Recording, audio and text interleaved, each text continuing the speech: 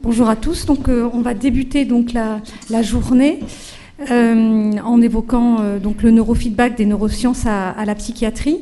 Et donc, Jérémy Matou va venir intervenir. Alors, Jérémy est chercheur au Centre de neurosciences de Lyon. Il fait partie un petit peu des premiers à s'être intéressés au neurofeedback et à avoir fait une recherche intensive dans ce domaine en France. Il est chercheur INSERM et donc ses axes de recherche sont autour des neurosciences cognitives, du BCI et du neurofeedback. Bonjour à tous et merci beaucoup pour l'introduction et aux organisateurs de bien vouloir me donner la parole cette journée qui s'annonce passionnante au vu du programme. Pour ma part, j'ai hâte de finir mon topo pour entendre les suivants. Alors j'étais très heureux et quand j'ai reçu l'invitation et quand j'ai vu le titre, enfin voilà dans quel état j'étais. Pour être honnête, j'en ai fait part aux organisateurs qui n'ont pas eu beaucoup de pitié pour moi. Et je vais essayer de vous expliquer en fait au cours de cette présentation, peut-être par une pirouette, pourquoi j'étais un petit peu décontenancé. Ce qui est à la fois le signe en fait de la vitalité de notre domaine et des questionnements qui l'animent, et c'est très bien. La première pirouette à laquelle j'ai pensé, c'est au fond, venant un petit peu des neurosciences cognitives moi-même, peut-être qu'on aurait pu retourner à la question, mais c'était visiblement pas l'idée des organisateurs.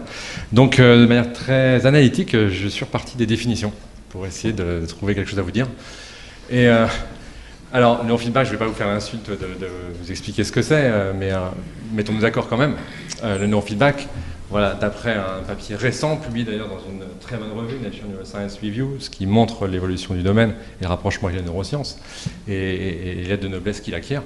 Le neurofeedback, c'est donc une procédure psychophysiologique. Alors, moi là, ça m'arrête. Psychophysiologique, c'est à la fois un peu compliqué, on se demande ce que c'est du coup, et en même temps, ça pointe les neurosciences cognitives tout de suite, donc le rapprochement se comprend.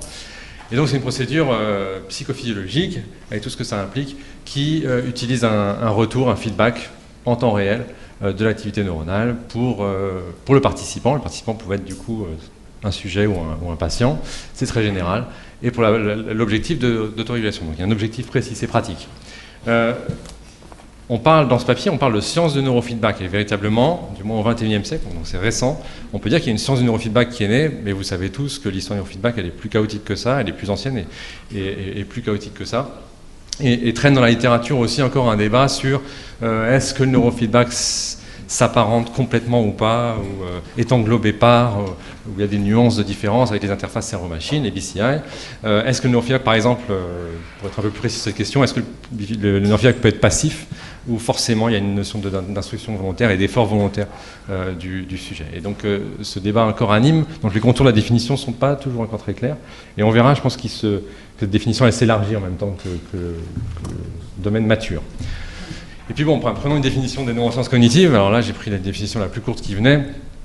C'est une branche des neurosciences qui a à faire avec les mécanismes neurologiques et qui fait le lien avec nos pensées et le comportement, autrement dit, le lien entre matière, esprit, cerveau et activité cognitive. Là, on parle tout de suite d'un domaine qui est très large. C'est les sciences du cerveau en général. C'est un domaine qui est né après la Deuxième Guerre mondiale, un peu comme le neurofeedback d'ailleurs, par des révolutions successives, la cybernétique et autres. Mais c'est clairement par rapport au neurofeedback une discipline qui est très large et très active et disons plus ancienne de par son histoire des sciences. Bien, partant de là, qu'est-ce qui rapproche ces deux domaines ? Bien, la première chose, c'est que le cerveau est au centre du problème. Et ça paraît une évidence.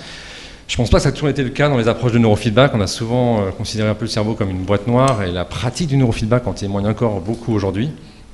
Le voile noir est en train de se lever, et c'est d'où le rapprochement avec les neurosciences cognitives, évidemment. La deuxième chose, c'est le partage des techniques de mesure. C'est des mesures qui ont contribué à la révolution des neurosciences cognitives et qui font la base du neurofeedback. Historiquement, il y avait surtout le EEG. Le programme d'aujourd'hui témoigne qu'on n'en reste pas là. Les techniques d'imagerie, l'IRM fonctionnel, mais aussi la FNIRS, un petit peu la MEG, timidement y participent, et je n'ai pas cité les approches invasives qui, en tout cas dans le monde du BCI, participent aussi de notre apprentissage sur les mécanismes du neurofeedback. Donc il y a ici une convergence, et je dirais même que l'arrivée de l'imagerie contribue à une certaine forme d'évolution et de maturité du domaine. On le verra aussi. Et puis la troisième chose, c'est évidemment un intérêt partagé pour ce qui est peut-être la question centrale en neurosciences, sûrement, qui est le lien entre activité cérébrale, qu'on mesure maintenant in vivo, et l'activité cognitive et le comportement qui en résulte. Le neurofeedback, s'il commence à se poser ces questions-là, c'est qu'il s'interroge sur sa propre raison d'être et son propre fonctionnement, et il a besoin de répondre à ces questions pour progresser. Alors, mais ceci étant dit, je trouve qu'en évoquant rapidement cette histoire, on voit bien que c'est les neurosciences cognitives qui sont constitutives de l'évolution ou de l'émergence même d'une science du neurofeedback, parce que c'est ces neurosciences cognitives qui nous informent sur tous les choix importants et la démarche importante dans le neurofeedback, à savoir quel biomarqueur je vais pouvoir sélectionner et pourquoi, en fonction de l'objectif clinique ou pas que je me fixe.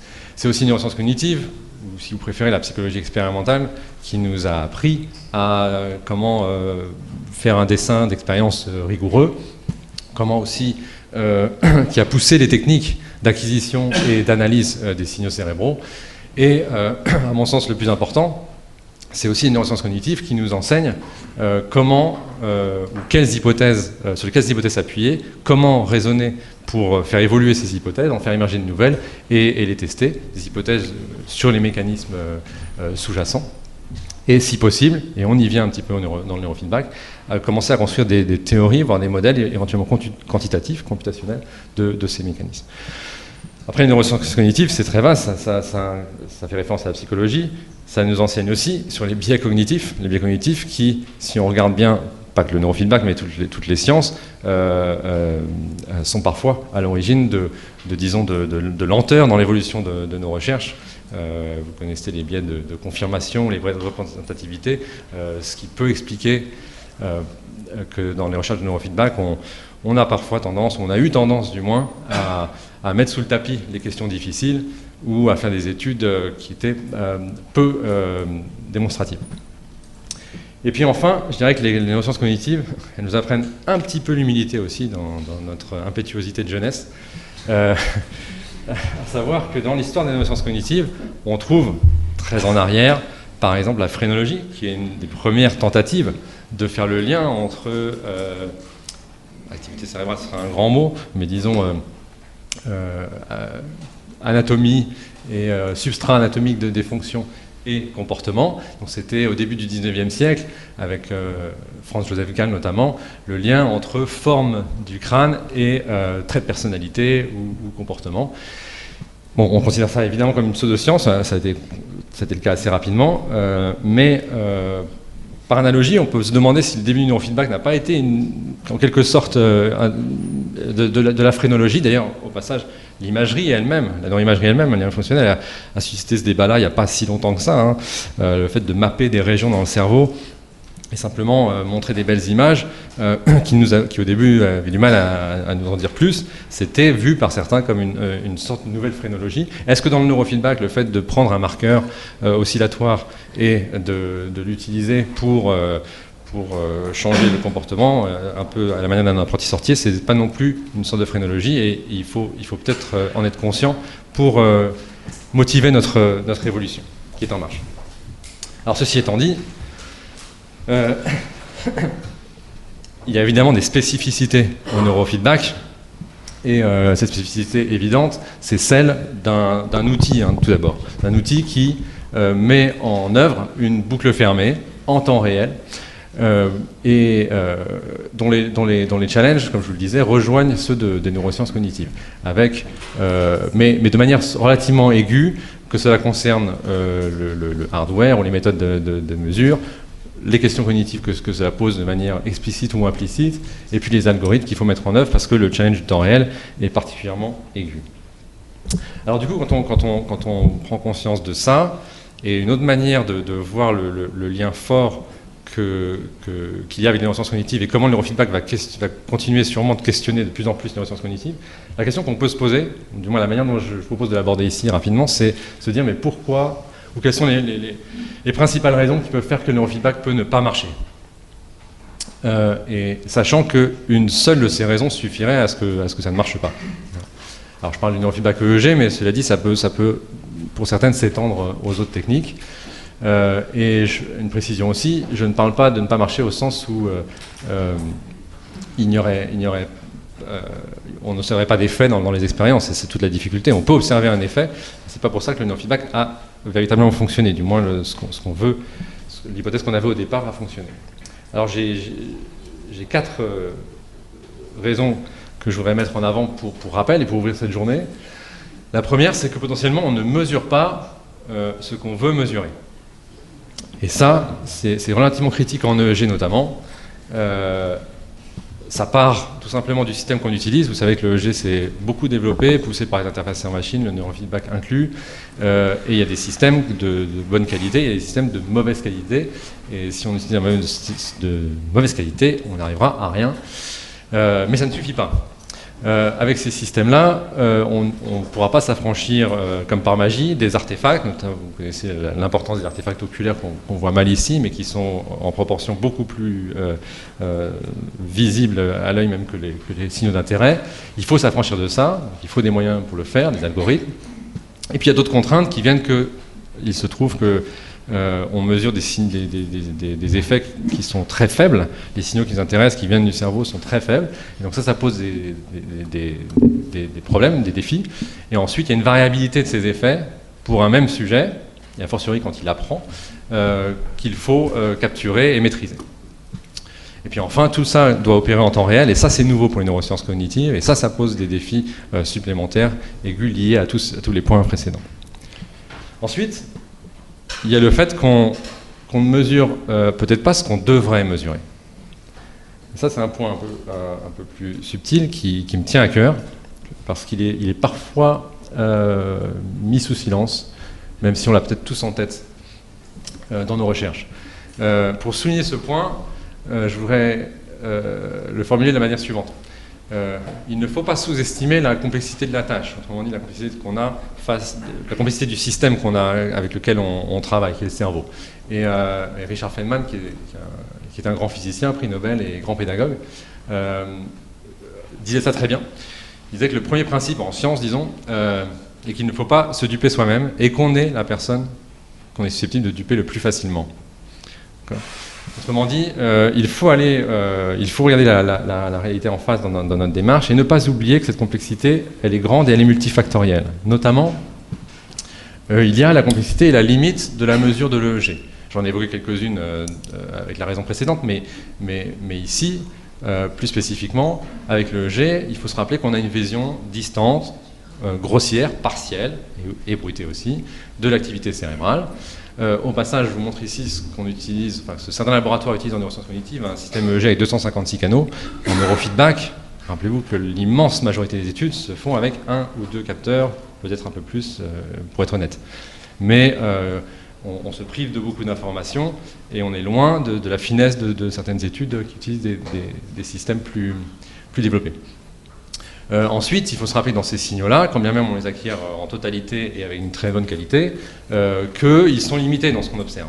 Limités dans la bande de fréquences, dans les bandes de fréquences qu'on peut mesurer, et puis limités aussi par ce qu'on peut mal résumer par la notion de mauvaise résolution spatiale, basse résolution spatiale. En fait, il y a un véritable problème pour savoir d'où viennent les signaux, faire le tri.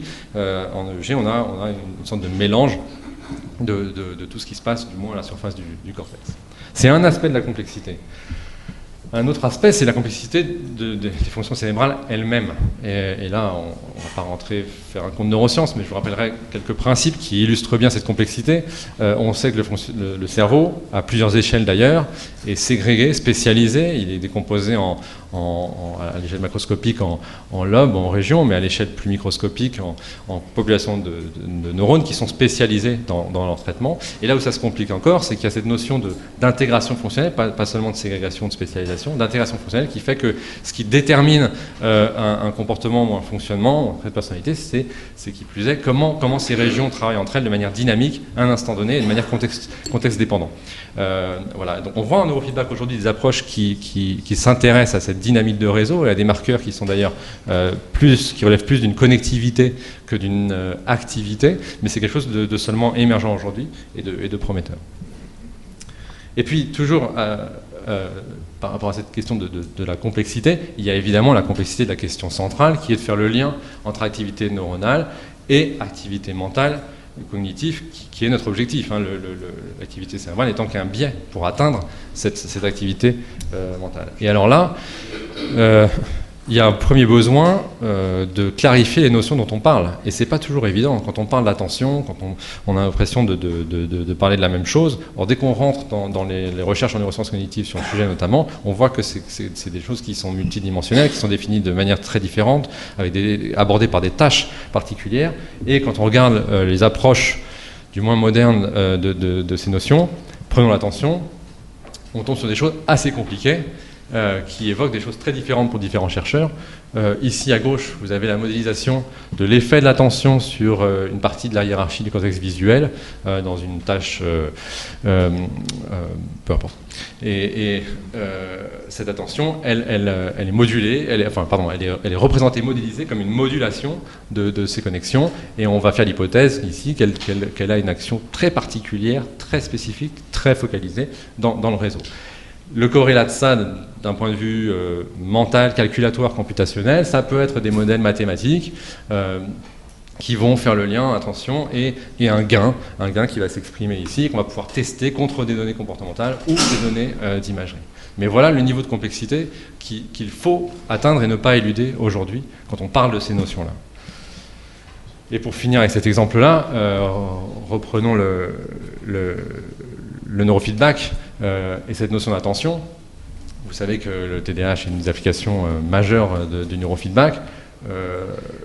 Les marqueurs sont assez peu remis en cause, hein, le θ-β ratio est très connu.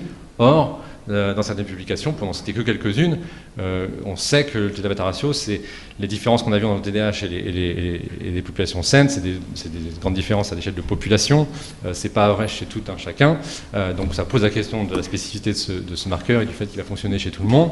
Et puis, de manière encore plus compliquée, ce marqueur θ, par exemple, dans le θ-β ratio, certains papiers ont montré qu'on le trouvait chez les sujets sains aussi, pas hypertrophié, mais disons avec une grande amplitude, et que c'était la signature de l'amélioration de certains processus cognitifs. Donc pour souligner la complexité qui se retrouve au niveau physiologique et des marqueurs qu'on utilise, et auxquels il faut toujours continuer de réfléchir et de questionner. Le troisième point, c'est bien sûr que le patient ou le sujet peut ne pas se comporter comme on l'attend. Et là, je pense que ça vient d'un autre problème qui est bien connu dans le neurofeedback, à savoir, ici je vous montre une vidéo d'une pratique classique aujourd'hui en cabinet, peu de capteurs, quelques capteurs quand même pour capter les artefacts, et puis une interface où un avion traverse l'écran et l'enfant, l'adolescent ici doit le faire monter et le garder haut, élevé au-dessus de la ligne d'horizon.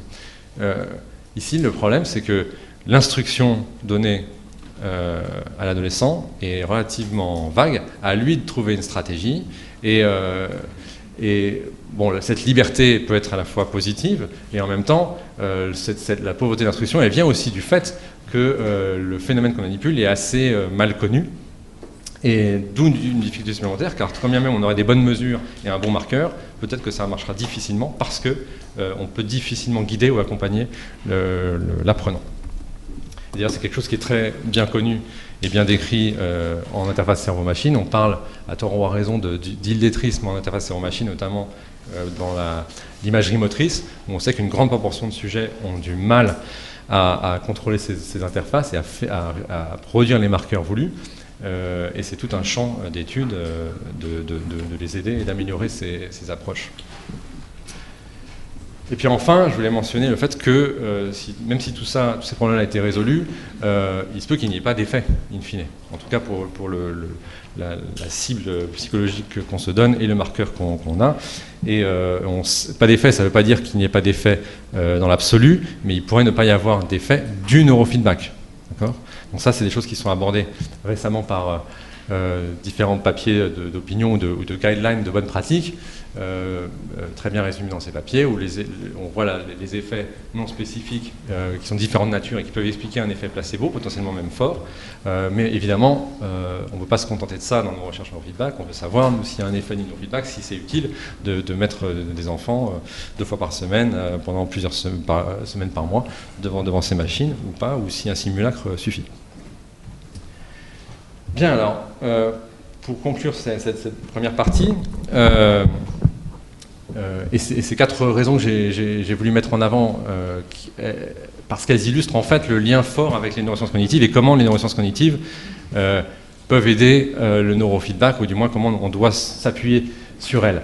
À la fois pour ce qui est des aspects techniques et d'ingénierie, le traitement du signal, le machine learning, mais pour les questions fondamentales sur lesquelles on s'appuie, sur nos hypothèses, sur le choix des marqueurs, à la fois d'un point de vue plus psychologique cette fois sur l'influence des différents facteurs qui vont conditionner l'apprentissage, que ce soit des facteurs exogènes, les instructions, l'environnement de manière générale, ou des facteurs endogènes, la motivation mutuelle, les traits de personnalité, ses émotions. Et puis, ce que nous enseignent aussi les neurosciences cognitives, comme une grande sœur, c'est la démarche rigoureuse de toute science et la nécessité d'études randomisées contrôlées, d'estimer nos tailles d'effets. Mais ça, le domaine du neurofeedback, il vient déjà. Et en effet, les neurosciences cognitives, il n'y a pas à rougir. On fait cette démarche-là avant la communauté du neurofeedback. Je vous ai parlé de cette critique même de phrénologie au début de la neuroimagerie, mais on est passé d'un mapping ou de belles images en couleur à des approches de réseau et de mécanistique et de tests d'hypothèse. On est passé de corrélation à des inférences causales. D'ailleurs, le neurofeedback peut être vu comme une nouvelle méthode de neurostimulation, de neuromodulation qui va aller stimuler le cerveau avec ses particularités qui sont au cœur des questions qu'on va se poser dans l'avenir. Et puis cette maturité des neurosciences cognitives, elle est venue avec des approches, je vous le disais, d'expériences qui sont plus model-based, qui sont moins exploratoires. On voit cette mouvance un petit peu dans le neurofeedback aussi aujourd'hui, pour aller vers des explications qui sont moins qualitatives et plus quantitatives. Donc pour conclure partiellement, j'espère vous avoir convaincu que renverser la question n'était pas totalement absurde et que les neurosciences cognitives sont essentielles et vont rester à mon sens essentielles pour longtemps. On va peut-être avoir un neurofeedback comme sous-famille pour les sciences du neurofeedback, EEG entre autres. Ça semble évident de le dire finalement. C'est une évolution qui est, on va peut-être le comprendre au cours de la journée, qui à mon avis est attribuable en partie au développement du neurofeedback IRM fonctionnel, parce que ça ne vient pas de la même communauté. Pour maîtriser un outil d'IRM fonctionnel, il faut déjà un savoir-faire, un labo, des moyens. Donc cette communauté-là, elle a été, disons, dès le départ plus rigoureuse, parce qu'elle était scientifique. Et ça, je pense que ça a aidé pour le développement rigoureux du neurofeedback EEG. Et puis il y a aussi ce rapprochement avec les interfaces en machine, qui à mon avis suivent une même évolution aujourd'hui. Donc voilà, les deux questions sont pas interchangeables, mais intéressantes toutes les deux. Et je vous le disais, je pense que les sciences de neurofeedback vont construire sur les neurosciences cognitives modernes. Maintenant, c'est vrai que le neurofeedback vient avec des questions nouvelles, des challenges nouveaux, c'est ce qui va nous intéresser aussi aujourd'hui, à la fois en termes de sciences appliquées et de sciences fondamentales, et fournissant aussi, puisque c'est un outil à l'origine, un moyen d'investigation ou de test d'hypothèse particulier et qui nous appartient aussi de montrer aux neurosciences cognitives et d'exploiter. Alors, pour ne pas vous décevoir, traitons un petit peu de cette question qui est vaste et qui émerge aujourd'hui, si on considère qu'on peut prendre cette question au futur un peu plus qu'au passé et au présent. Alors, pour moi, il y a 3 points essentiels qui font que le neurofeedback est intéressant pour les neurosciences cognitives, peut produire un apport ou des apports, parce que les choses étaient mises au pluriel en plus. La première chose, c'est évidemment constitutif de sa nature, c'est que c'est un outil temps réel en boucle fermée, c'est de ça que tout découle. Et donc peut-être les 2 points les plus importants, c'est des questions que ça que ça soulève déjà sur les mécanismes d'apprentissage. Donc ça, c'est quelque chose que dans la littérature, on trouve qui est explicitement mentionné et adressé aujourd'hui, dans les papiers récents du moins. Et c'est vraiment un challenge et une opportunité pour les neurosciences cognitives. Et puis la deuxième, c'est la question du lien, pas totalement dissocié avec la précédente, mais du lien entre les marqueurs électrophysiologiques qu'on va utiliser et les processus cognitifs que l'on cible et les effets comportementaux qu'on espère observer. Et ce lien-là, il est évidemment mentionné, il est un peu moins discuté aujourd'hui, et pourtant ça c'est quelque chose qui est exigeant pour les neurosciences cognitives, puisque c'est ces neurosciences-là qui peuvent nous fournir des hypothèses et des réponses. Et le neurofeedback peut contribuer à ces recherches. Alors je vais vous donner quelques exemples un peu arbitraires pour certains, mais récents, d'études qui montrent la diversité de l'utilisation du neurofeedback dans ce sens-là, pour poser des questions plus fondamentales. D'ailleurs, c'est pas fait exprès, mais j'ai vu que tous ces exemples-là sont des exemples d'expériences chez les sujets sains. Donc on voit là une évolution. Hein.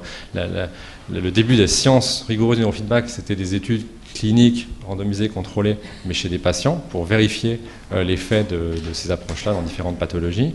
Maintenant, on va vers une approche plus fondamentale, et il y a des expériences en laboratoire chez des sujets sains. Alors, un premier exemple sur un caractère toujours exploratoire, un peu choisi au hasard ici, sur l'exemple, essayer de voir s'il y a une spécificité fréquentielle dans l'entraînement et dans l'effet de l'entraînement de certaines fréquences en EEG. Alors c'est une étude, j'en ai choisi d'ailleurs plusieurs dans ce numéro spécial sur le neurofeedback qui est paru l'année dernière. C'est une étude que j'aurais pas le temps de détailler, mais c'est vraiment pour illustrer ce type de questionnement. Chez 31 sujets, 3 groupes, donc assez peu de sujets par groupe. 2 fréquences ont été entraînées, une fréquence mu, le rythme sensorimoteur, entre 12 et 15 Hz, et une fréquence dans le bas bêta, que les auteurs ont appelé bêta 1, entre 15 et 18 Hz, donc toute proche de la première. Alors, il y avait deux types d'entraînement en fonction des sessions. Il y avait une double tâche, en fait, un petit peu, parce qu'il fallait contrôler l'EMG, qui est le carré vert dans les 2 cas, essayer de restreindre ces artefacts musculaires, et en même temps maximiser pour un groupe les SMR, pour l'autre groupe le bêta 1, et pour le troisième groupe une fréquence random, c'est un groupe contrôle. Et donc ce qu'a montré cette étude-là, c'est que c'est un effet dans la bande bêta 1 d'apprentissage, très clair, on va à gauche entre les 3 groupes, intra-session. Il a montré aussi, de manière assez fine, des effets non spécifiques dans les 3 groupes, ce qu'on voit sur le deuxième graphe.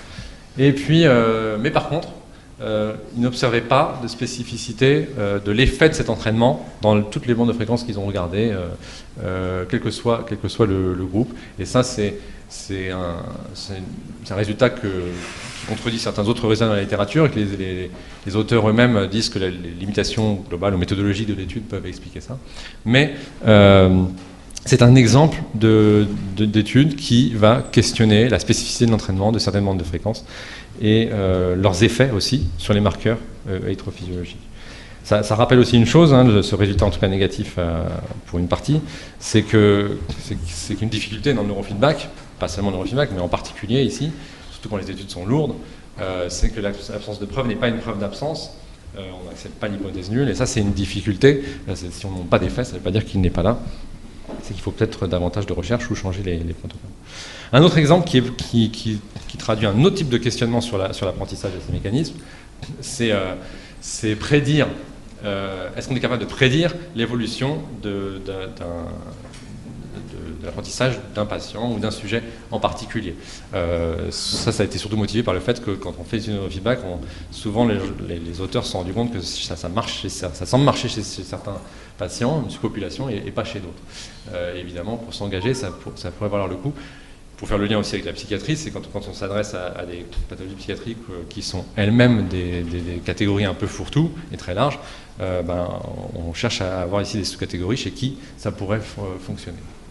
Donc ça a été discuté dans la littérature très bien récemment par différentes revues, et y compris un regard qui venait des BCI de la part de nos éminents collègues bordelais, ou anciens bordelais.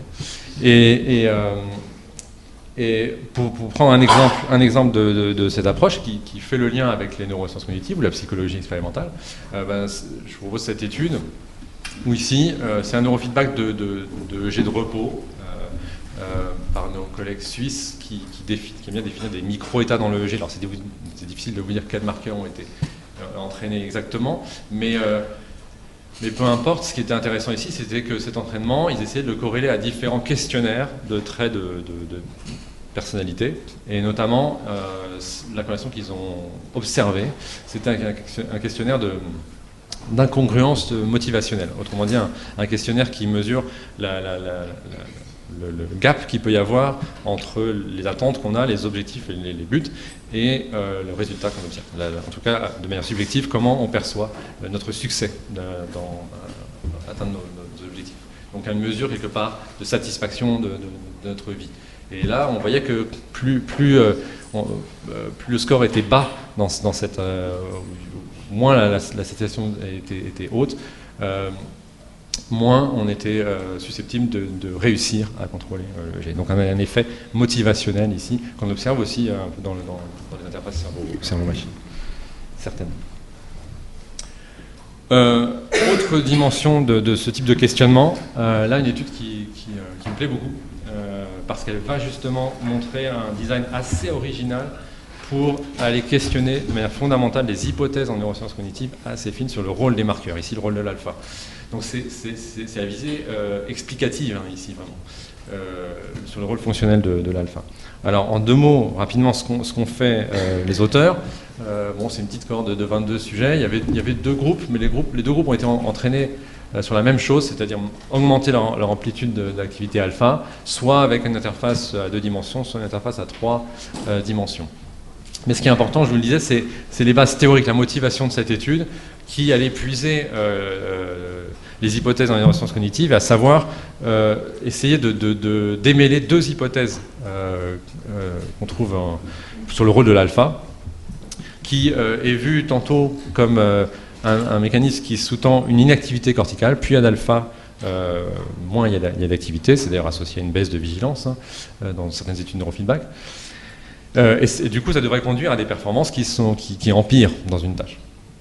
Et à l'inverse, il y a aussi l'idée que l'alpha reflète une efficacité du traitement de l'information. Et donc, quand on augmente l'alpha, ici, enfin, c'est l'hypothèse des auteurs, dans leur tâche, ils s'attendraient à avoir une amélioration des performances. Et ils ont mesuré ça avec une tâche très connue, la tâche du Stroop.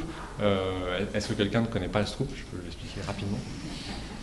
Ça va, ça a l'air d'aller. Par contre, il y a une petite subtilité dans ce Stroop qui est peut-être moins connue, c'est l'effet Gratton, qui est que l'interdépendance d'un essai à l'autre. C'est-à-dire que si un essai était incongruent, ça a un effet sur l'essai suivant. Et ils ont mesuré le changement d'effet Gratton, est-ce qu'on s'améliore à contrer cet effet-là après entraînement ou pas, ou est-ce qu'on devient pire, selon la première hypothèse du rôle de l'alpha. Et pour résumer ça en une figure, c'est la deuxième hypothèse qui prévalait selon les auteurs, parce qu'ils ont réussi à entraîner leur sujet à augmenter leur alpha, ou du moins à manipuler dans ce sens-là leur alpha. Et on voit dans les 2 groupes d'ailleurs, entraînés en 2D ou en 3D, une belle corrélation entre le changement dans l'effet Gratton, donc l'amélioration pour la plupart des sujets, et la capacité ou l'ampleur avec laquelle les sujets étaient capables de manipuler leur activité alpha. Donc là c'est un exemple, qui a ses limites, mais c'est un exemple d'utilisation du neurofeedback comme paradigme de neurosciences cognitives pour aller poser une question fondamentale sur le rôle du marqueur et en déduire peut-être des choses intéressantes, parce que vous savez qu'il y a quand même beaucoup d'études qui font un raccourci entre haut alpha, baisse de vigilance, baisse de performance, et partons là-dessus pour faire du neurofeedback.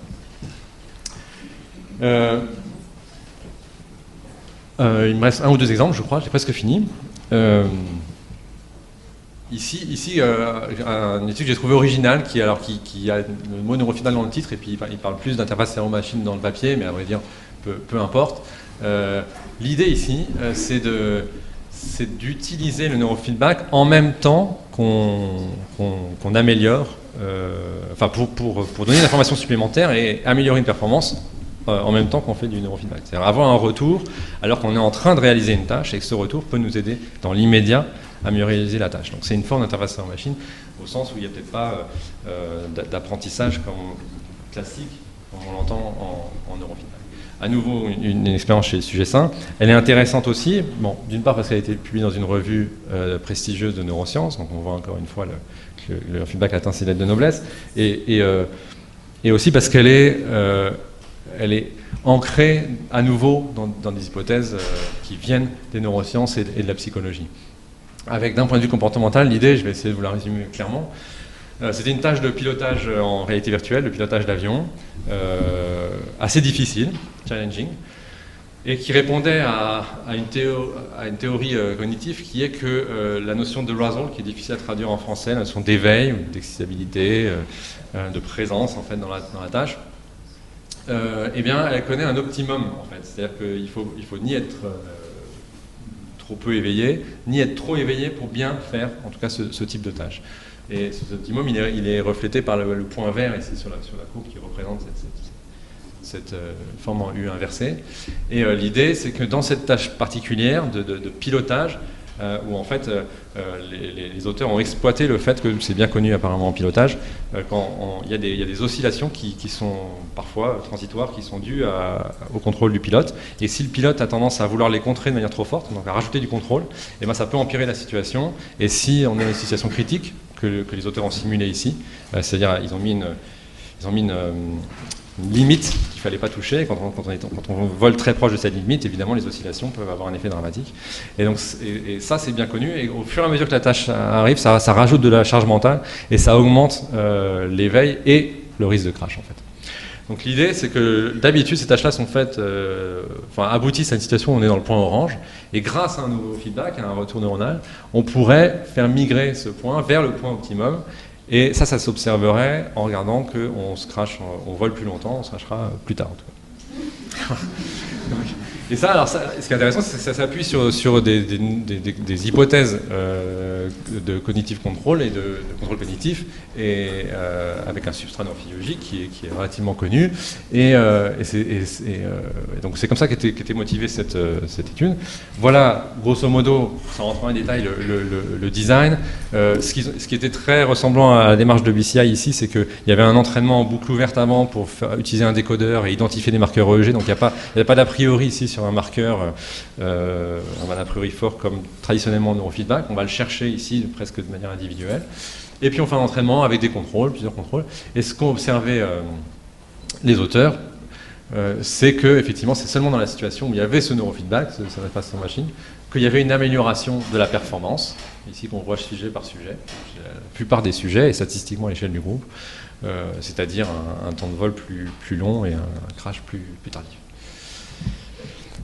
Voilà. Et donc vous voyez, on a ici un panel d'approches assez originales d'utilisation du neurofeedback. Je vais vous en donner un dernier exemple, faire toucher du doigt un dernier exemple qui vient de mon équipe, où là l'idée, c'est d'utiliser cette même boucle temps réel pour être adaptatif dans nos expériences en neurosciences cognitives et optimiser les tests d'hypothèse, notamment sur le rôle fonctionnel des marqueurs qu'on peut se poser en EEG ou autre, en neurosciences cognitives.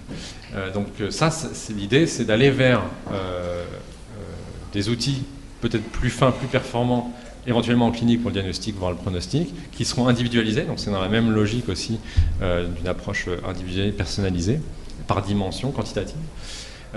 Et l'idée, c'est d'être plus précis et plus rapide dans l'approche. Donc on est à nouveau dans l'idée que, un peu comme l'exemple précédent, où en temps réel, on va changer la stimulation ou le feedback qu'on va renvoyer au sujet. Et ça, c'est en fonction de ce qu'on mesure de son activité cérébrale. Donc il y a une interaction, une véritable interaction qui se met. C'est pour ça que je parle de boucle fermée qui va un peu plus loin.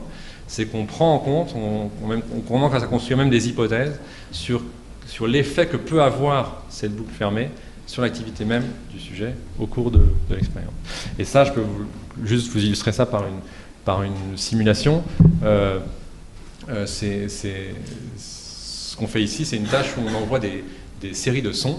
Il se trouve que ces séries de sons ont un contenu statistique. En fait, elles sont plus ou moins prédictibles. Et donc, on sait déjà, par une littérature vaste, mais on sait qu'elles reflètent un apprentissage perceptif, qu'implicitement les sujets, même les sujets qui ont des troubles de conscience, dans le coma, peuvent percevoir ces statistiques-là, mais plus ou moins finement. Et je me remets. Ce que montre ici, sans que je puisse vous le détailler, c'est pas l'objet aujourd'hui. Si vous voyez rien, c'est pire. Ce que vous voyez, c'est ce qu'en temps réel peut nous donner cette démarche. J'ai perdu mon curseur.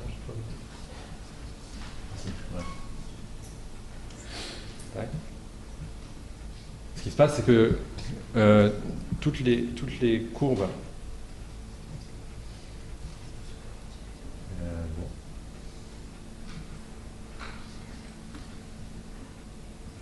toutes les courbes que vous voyez là, c'est des hypothèses alternatives qu'on teste à travers une expérience comme ça. Et en fait, on change les stimulations au fur et à mesure que cette croyance évolue. Et autrement dit, on pose une question un peu différente au sujet, et le sujet est influencé par cette question, et on regarde cette influence. Et l'objectif ici, de cette approche, c'est de savoir quel est le mode d'apprentissage que le sujet met en place. Et ça peut être soit explicite, soit implicite chez les patients. Et ce qu'on montre en tout cas sur simulation pour l'instant, c'est qu'on peut conclure plus vite et plus précisément chez chaque individu, parce qu'on a affaire ici à des données très bruitées, et cette optimisation a un effet. Écoutez, j'ai terminé. Pour conclure, je paraphrasais mal Kennedy pour dire que je pense toujours qu'aujourd'hui, il est important, peut-être plus important de se poser la question dans ce sens-là. Qu'est-ce que les neurosciences cognitives peuvent faire pour le neurofeedback plutôt que l'inverse, même si je reconnais, et c'est heureux, c'est ce qu'il faut, les deux vont se faire, et c'est en se posant ces questions et en faisant une nouvelle recherche en neurofeedback que le neurofeedback va apporter, comme le montrent déjà certaines études, beaucoup d'informations et de connaissances, et pour stimuler cette vieille dame, et un bénéfice mutuel. Pour résumer, je crois effectivement que le neurofeedback c'est déjà une véritable science qui on l'a vu et on le verra encore toute la journée, gagne en maturité. Ça se voit par beaucoup d'aspects, hein, l'existence même de cette communauté, l'importance d'équipes qui grossit en France et ailleurs, qui sont de plus en plus multidisciplinaires, la variété des techniques qui sont utilisées, hein, historiquement le G, mais on va voir aujourd'hui, même la combinaison des deux. Les études fondamentales chez le sujet sain, publiées dans des revues de neurosciences, comme c'était dit en introduction. La diversité de ces études et de leur objectif, c'est plus seulement des études cliniques à visée applicative, mais aussi fondamentale. Et on voit dans cette diversité, c'est quelque chose que je n'ai pas eu le temps de clarifier ici, mais on parlait de neuromodulation. Effectivement, le neurofeedback dans certaines études est utilisé un peu comme on utiliserait une drogue. Par exemple, dans l'exemple d'Alpha, on peut perturber le système en donnant une drogue, ça se fait relativement beaucoup en neurosciences cognitives. Là, le neurofeedback est utilisé de la même façon pour étudier les mécanismes causaux du rôle de l'alpha. On voit aussi des articles où on n'est plus seulement en utilisation, même si c'est applicatif, en clinique, mais pour voir si on a des effets chez les sujets sains. Et tout de suite, ça évoque le cognitive enhancement. Et puis, on va en reparler, je pense, dans la journée. Quand on parlait de problème d'instruction aussi, ça touche à cette question-là. Et ça, c'est spécifique au neurofeedback. C'est la question de la métacognition qu'on peut acquérir de sa propre démarche d'apprentissage en neurofeedback. Il faut bien voir que quand on dit à un enfant TDAH, fais attention, et l'instruction qu'on donne quand il fait du neurofeedback, c'est à peu près ce même ordre, il ne sait pas ce que c'est. Il faut essayer de lui donner un exemple, et ça pourrait être le but du neurofeedback, mais il faut le construire dans cet esprit-là. Voilà. Et évidemment, les derniers exemples, j'espère vous en convaincre, le neurofeedback est une approche qui aussi appelle à une individualisation forte, ce qui est une bonne incitation pour les neurosciences cognitives. Et donc pour finir juste avec quelques perspectives, très personnelles, un peu en vrac. Je pense que maintenant, on va peut-être beaucoup le discuter aujourd'hui. Il y a la question qui se pose des avantages, des inconvénients des approches respectives, hein, notamment de l'électrophysiologie et de l'approche BOL. C'est agréablement surprenant de voir que l'IRM marche bien avec assez peu de séances, alors qu'intuitivement on dit que c'est une mesure indirecte de l'activité neuronale. Donc comment ça se fait est-ce qu'il y a une particularité du fait qu'on peut moduler cette activité peut-être plus facilement que des marqueurs EEG, et qu'est-ce que ça implique, et puis dans quelles situations, comment les deux peuvent se compléter. Je pense notamment aux études de Thalma Handler qui utilisent les deux pour optimiser son approche EEG in fine. Je mentionne la MEG parce qu'elle est à ma connaissance très peu utilisée dans le domaine. En termes de grosses machines, elle n'a pas à rougir devant l'IRM, hein, donc on pourrait imaginer l'utiliser. Et puis surtout, la MEG évolue beaucoup aujourd'hui. Dans notre laboratoire, nous, on a une MEG et on va vers des approches laminaires. Laminaire, c'est-à-dire qu'on commence à avoir des techniques pour aller différencier l'activité dans différentes couches des populations de neurones, donc voir l'activité de bandes de fréquences différentes, dans des couches profondes et des couches superficielles. Ça va raffiner notre observation et notre questionnement sur les marqueurs. Et en plus, alors là c'est quand même très tôt pour le dire, mais il y a des évolutions technologiques vers des capteurs portables, à pompe magnétique. Donc il sera peut-être envisageable demain d'avoir des capteurs MEC portables, moins cher, à température ambiante, puisque sinon ça marche à l'hélium liquide, couplable avec le EEG, éventuellement pour le neurofeedback. J'ai pensé aussi au fait que le neurofeedback a ses spécificités, évidemment, mais peut-être peut trouver des analogies dans son développement avec d'autres approches qui s'inspirent des neurosciences, des approches comportementales, d'apprentissage comportemental, la neuroscience de la méditation par exemple. Pourquoi pas une thématique de rapprochement pour des futures journées. Et sinon, je pense qu'on ne le dira jamais assez encore aujourd'hui, et on y va, l'importance de comprendre nos marqueurs, d'aller vers ces mécanismes-là. Quand on parle de mécanismes, pas seulement penser à des mécanismes d'apprentissage, penser aux mécanismes de ce qui lie ces marqueurs au comportement. Et tout ça, ça va nous pousser, dans le champ des neurosciences, à développer des théories, je pense, voire des modèles de l'entraînement par neurofeedback. Et je vous remercie.